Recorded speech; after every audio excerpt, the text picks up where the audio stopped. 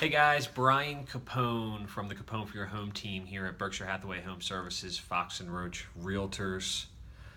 Just another video blog. It's been a little while. Fell off the wagon just a little bit. It's not easy to do these things consistently. We're also down an assistant, so he was my cameraman. He went on to bigger and better things. So needed to take a little break. Back at it. I'm running the show right now, so I'll have to upload all this stuff to our website and social media. But lazy summer. It's Friday, 5 o'clock. Promised myself I'd get a video out there. And before I leave the office, I'm going to do it. We are in our, I guess you could say entering, or we are in our seasonal slow period. July and August. Definitely August is slow. July can still be a little busy if we're still settling on some things we put under contract in the spring. But for the most part, we're kind of hitting our lazy days of summer, and that will go until really after Labor Day, mid-late September.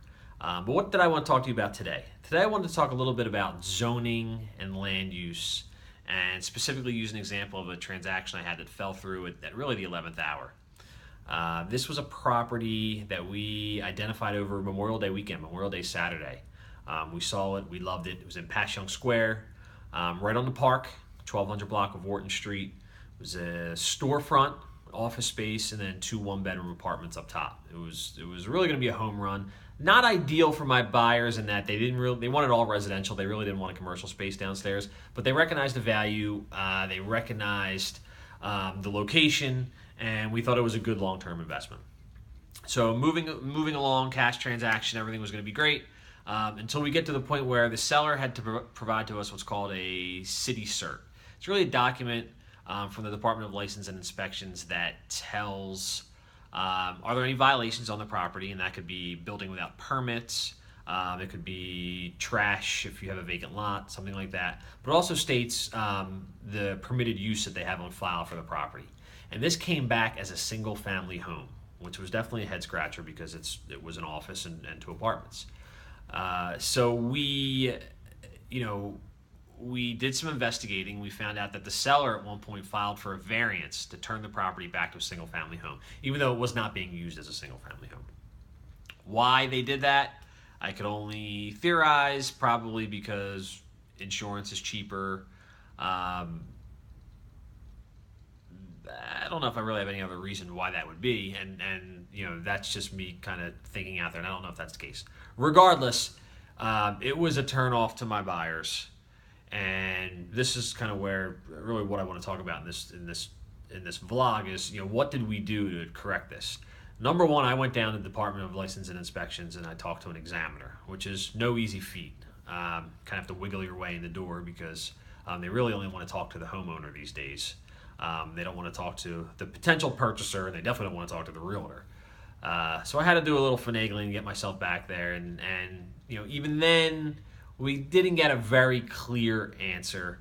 The great thing of working at an office like Berkshire Hathaway, I have a ton of other realtors with a lot of experience in this stuff. I spoke to a few other agents. My old mentor, Vince Catrappa, who's really funny when he gives his explanation.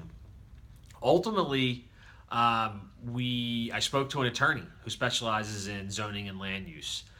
He gave his interpretation of really looking at the zoning code, which is just a total head scratcher. It's a little ambiguous, and particularly in this case, because the property was zoned.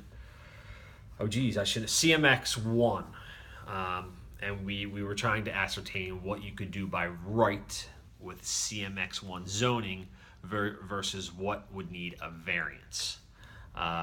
Ultimately, the attorney gave his interpretation. He also reached out to another examiner he knows at L&I. Came back that by right with CMX1 zoning, it could be a commercial storefront. It could also be a one-family dwelling. So you could have 1 apartment, not 2. If you needed the second apartment, you would have to go through the variance process. The variance process, as you know, is hit or miss. You have to get neighborhood approval. You have to go to the ZBA. They may grant it, they may not. Most people felt that it could be granted, but ultimately my buyers were not interested in that. They could also have converted those 2 one-bedroom apartments to 1 2-bedroom apartment, or they could configure the 2 units to make it 1 unit. whether it was 2 bedrooms or 3 bedrooms. They ultimately decided not to do that. They didn't think it was a good, it wasn't what they wanted to do. So we ultimately terminated, which is a whole other story. And lo and behold, that property is now pending and under agreement again very, very quickly because it was a good deal and somebody was willing to take that risk on. So long story short, what do you need to do? The zoning code in Philadelphia, which was recently changed, you need to be really experienced in it and a really smart person to know exactly how things are going to play out. Not all realtors know those things, myself included, and I'm the first to admit that.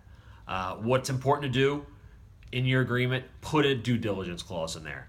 Hey, whether it's deeds, restrictions, and zoning, we're going to specifically elect that if we're waiving inspections and everything else, or if we're just going to put a blanket due diligence clause in the agreement that says, hey, within 7 to 10 days, we're going to verify the permitted use of this property, whether variance is needed. That is certainly the right thing to do if you have concerns about that. Some people will keep it as an illegal property, which is, believe me, there's plenty of those out there. And they will, roll the dice if they ever have to evict or something comes up or insurance purposes. If the insurance company only wants to insure on whatever the permitted use of the property is. They don't want to insure on what it's currently being used as. So you could open yourself up to, okay, we have a claim, but are we going to get paid on this claim, or is the insurance company going to push back?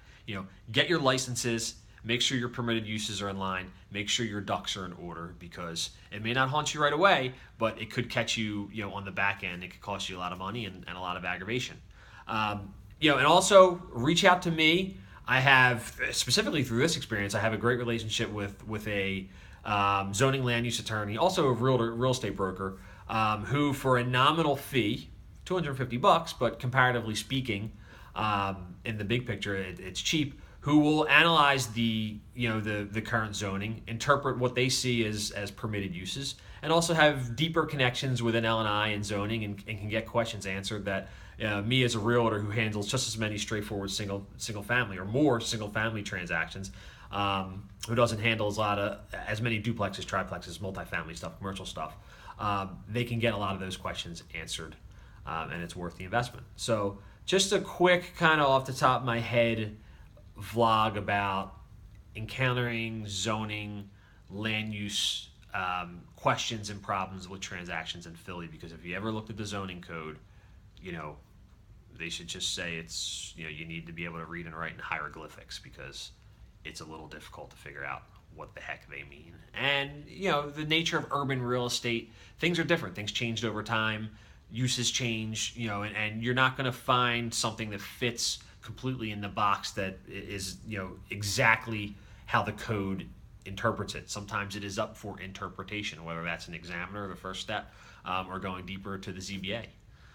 Brian Capone, the Capone For Your Home team, Berkshire Hathaway Home Services, Fox and Roach Realtors. Have a wonderful weekend.